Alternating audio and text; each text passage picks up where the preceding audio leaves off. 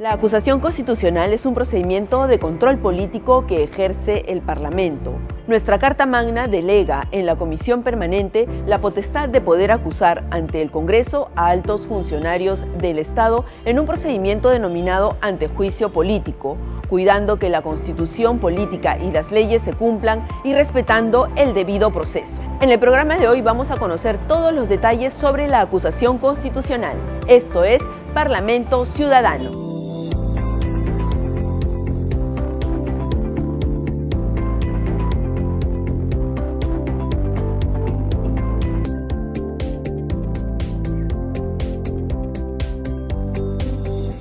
Lo más importante en materia de control político es, primero que todo, recordar que cualquiera que sea la acción que el Congreso tome en ejercicio de la función de control es una consecuencia directa e inmediata del voto popular, porque como consecuencia del voto es que se definen las mayorías que va a tener el régimen político en materia del Poder Ejecutivo y del Congreso, y al interior del Congreso, entre las diferentes bancadas, dependiendo que haya una mayoría favorable al gobierno o contraria al gobierno.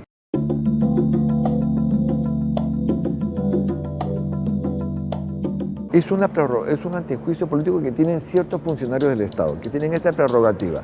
¿Quiénes son estos funcionarios del Estado? Lo voy a decir más o menos en orden de jerarquía. Presidenta de la República, congresistas, ministros, magistrados del Tribunal Constitucional, magistrados de la Corte Suprema de Justicia, fiscales supremos, magistrados del Consejo de la Junta Nacional de Justicia, que ahora ya cambió de nombre, ¿no? Defensor del Pueblo y Contralor General de la República. Son los 9 funcionarios que tienen esta prerrogativa, es decir, si ellos hubieran cometido una falta o un delito durante su función, ¿no? Pueden ser denunciados inclusive hasta 5 años después de haber dejado el cargo.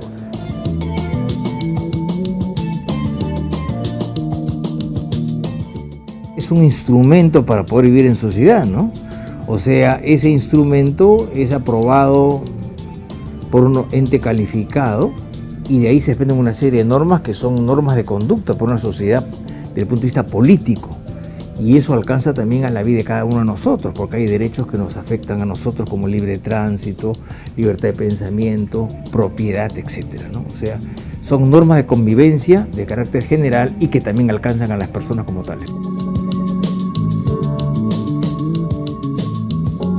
Así como se conoce contra quiénes se puede iniciar, lo importante también es conocer quiénes son los titulares que pueden iniciar el proceso. Y los que lo pueden iniciar son el fiscal de la Nación o un congresista. También puede iniciarlo una persona directamente agraviada. Se ha reconocido recientemente que, por ejemplo, los procuradores del Estado no tienen competencia para iniciar los procesos de acusación constitucional. Tiene que ser la persona directamente agraviada, el fiscal de la Nación o un congresista. Si no es cualquiera de estos 3 titulares del proceso, la acusación va a ser declarada improcedente.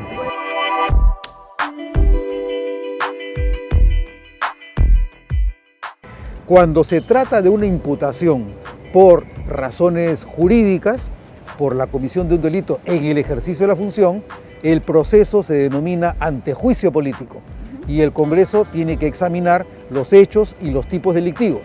Pero si la imputación que se le hace no es de carácter delictivo, sino de infracción de la Constitución, el proceso se llama juicio político.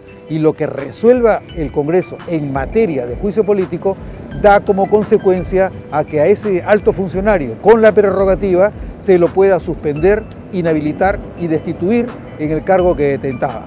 La inhabilitación en ese supuesto puede llegar a comprender un periodo de hasta 10 años. La suspensión, mientras que el Congreso lo decida, no hay ninguna previsión ni límite, y la inhabilitación no puede ser más de 10 años.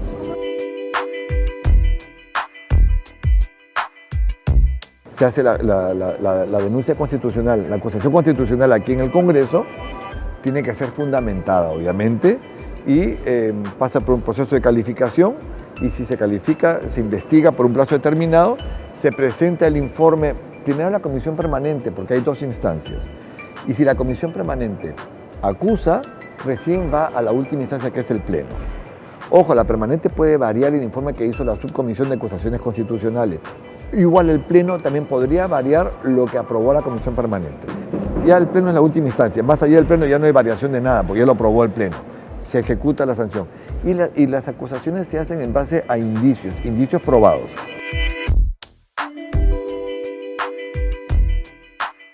La Subcomisión de Acusaciones Constitucionales evalúa si cumple con los requisitos de admisibilidad. Una vez que ha aprobado los requisitos de admisibilidad, se admite a trámite esta denuncia. Luego tienen 15 días para poder investigar. Una vez que ha investigado, presenta un informe de procedencia y que al lugar la acusación constitucional y lo envía a la Comisión Permanente.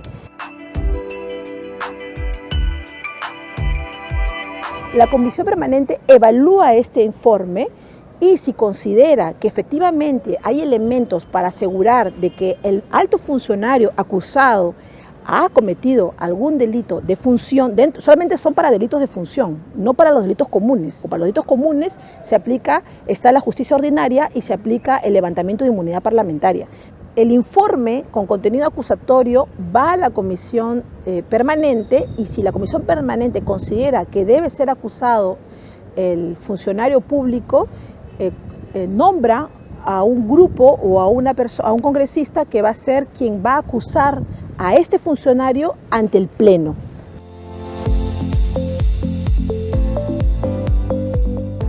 Ya en el Pleno, esta persona elegida para acusar, que haría, digamos, como una especie de función de fiscal, es quien acusa ante el Pleno a la autoridad denunciada.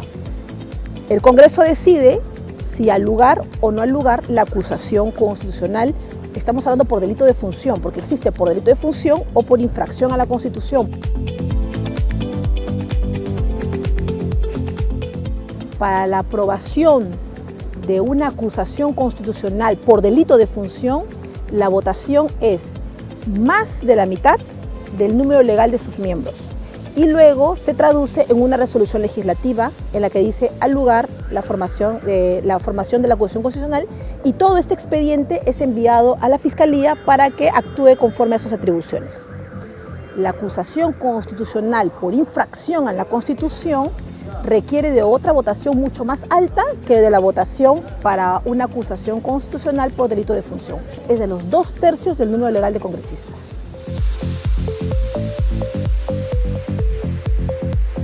Todo esto está afectado de una regla que atraviesa todo el proceso de acusación constitucional, que es el principio del respeto al debido proceso. Por lo tanto, la persona denunciada cuenta con derechos que la doctrina y que las normas en general rigen para efectos de la protección del derecho de defensa, sobre todo, el derecho de presentar pruebas, el derecho de ser notificado oportunamente, el derecho de contar con un abogado que a la vez haya tenido tiempo suficiente para documentarse sobre los alcances de la imputación que se le hace, cosa que la persona que ha sido denunciada tiene la oportunidad de defenderse en la audiencia que se celebra en la Subcomisión de Acusaciones Constitucionales, la audiencia que tiene lugar en la Comisión Permanente y la audiencia que también tiene lugar en el Pleno del Congreso. O sea, estamos hablando que podría haber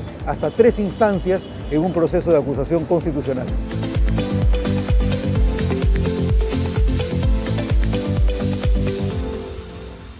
Gracias por acompañarnos en esta nueva edición de Parlamento Ciudadano por Congreso Televisión. Hasta pronto.